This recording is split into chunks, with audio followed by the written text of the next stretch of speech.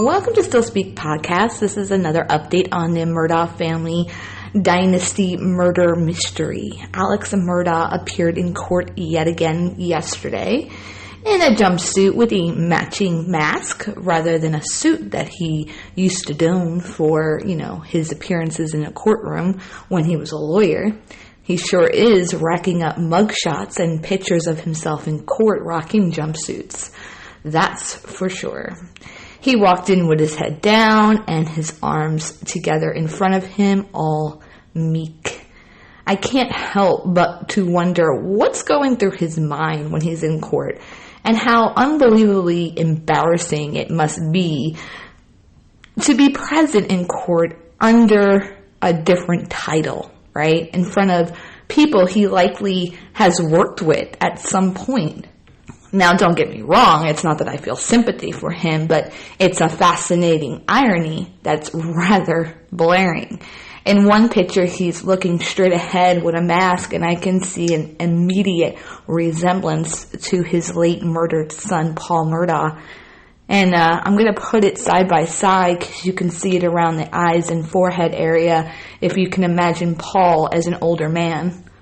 So an attorney, Eric Bland, stood in front of the courtroom in Richland County and said, quote, "Today is the day that Alex Murdaugh needs to get comfortable being uncomfortable. He is a clear and present danger to the citizens of this state and to my family," unquote. He also told Judge Clifton Newman in a Richland County courtroom, which is roughly 2 hours away from the origin of the story in Hampton County. But he told the judge that he did not believe the defense's claim that Murdaugh has had an opiate addiction for 20 years. I, as well, find it hard to believe that, too. Although opiate addictions are less obvious and whatnot, it's hard to believe that no one had any clue for 20 years. He continued, quote, "When somebody steals with a pen, it's the same as someone stealing with a gun," unquote. He also called Murdaugh a liar and a cheat who stole from the family of the housekeeper he helped, who helped raise his kids. Ouch. But the truth hurts sometimes, right? Eric Bland's law partner, Ronnie Richter, is concerned that Murdaugh is now dispossessing assets. And he referenced Alex selling his membership to a hunt club on October 1st and even putting up a greedy white boat for sale. Quote, "We're not the only victims. We're the only ones here today," unquote, Ronnie Richter said. And he was asked by Judge Newman what he thought, Alex's bond should be. And Richter said $4.3 million, the same amount of money Gloria Satterfield's sons were supposed to receive. Ultimately, in the end, Judge Newman denied Alex's bond and ordered him to undergo a psychiatric evaluation as a condition of bond to be reconsidered at a later date. He expressed not being satisfied with Alex's mental condition and he needs more information. This ruling means weeks, if not months, of jail time under Alex's belt. And the judge said that Alex Murdaugh's considerable financial resources and mental instability appear for now to make it too risky to allow him to await trial outside the jail. One of Alex's attorneys said after the hearing that therapists at the drug rehab centers in Georgia and Florida, where Alex spent the past 6 weeks, will send their records to a local psychiatrist who will prepare a report for Judge Newman. "We understand the judge's concern about Alex's mental condition and we're more than happy to comply with his request. He seemed much more clear-headed today than I have ever seen him," one of the attorneys said in reference to Alex. Considering one of his attorneys saw him the morning of the shooting and said that Alex did not appear suicidal, not sure I take their word on him being more clear-headed now after being charged with 5 felonies and facing extensive jail time and being sued by his own law firm. Ronnie Richter, after the hearing, also said, quote, "It was important to demonstrate that influence and power does not create a second tier of justice in the state, and I think that weighed heavily on the decision to withhold bond in this case," unquote. Yeah, I mean, absolutely, this case really needs to be used due to the high-profile status to show that no one's above the law and that money, power, and influence does not trump the law.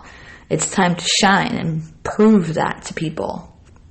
Assistant Attorney General of South Carolina, Creighton Waters, said that Murdaugh quickly took the money and put it into personal accounts. Quote, "He had been carrying a $100,000 credit card balance for months. That gets paid off. He writes 300 and some odd grand to his father. He writes a check for 610 grand to himself, and he writes a check for 125 grand to himself. Not a dime went to this family," unquote. Jim Griffin, one of his attorneys who we've talked about heavily, said Alex is dealing with crushing grief and guilt after finding his wife and son dead. Well, everyone grieves differently, absolutely, but how many of them actually swindle money from another grieving person? In this situation, two grieving people. And granted, he did it prior to his wife and son's death, but he knew what he did before and after his own family member's death. His attorneys say that he needs more treatment for the opiate addiction, and they said that has lasted for more than a decade. More than a decade or 2 decades? I thought it was 20 years. Is the story changing, or is this a misuse of words? I don't know. They claim that Alex is not going to run. Well, Alex was going to end his life, allegedly, which I don't totally believe, and I think the entire event was just a distraction to change the narrative. But if it was legit, he didn't have the guts to pull a trigger, but it would be far easier to make a run for it. So I would say it's actually that he's more capable of running and more at risk for becoming a fugitive. Jim Griffin said, quote, "Only when he got hooked on opiates did things turn south, and he truly regrets his conduct," unquote. But wait, because you claimed it was over a decade, or it was 2 decades, which means that things went south a long time ago, which is obviously alarming, and there's no telling how many victims out there. We know the fake Forge account that Alex set up was in 2015, so at minimum of 6 years he was doing the wrong thing. But does it go far back as 2001, maybe longer? If they're implying that since the death of his wife and son things have gone south, then explain why he was misappropriating funds prior to that. I say the only thing that has gone south since the death of his wife and son is that he's been exposed, not that his criminal activity got worse after their deaths. Criminal investigations got worse, yeah, 6 in total connected to the family.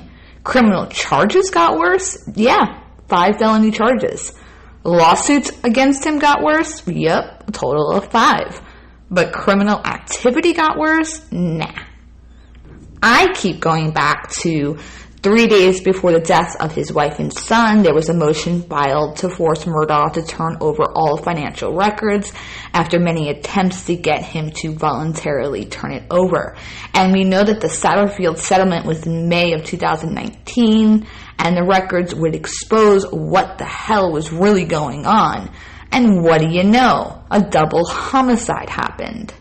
Fast forward 3 months almost to the day, and quietly his law firm confronts him about the misappropriating of funds after hiring a forensic accountant and forced him to resign. But before anyone got any wind of that, or it made headlines, the very next day, Alex attempted to have his life ended.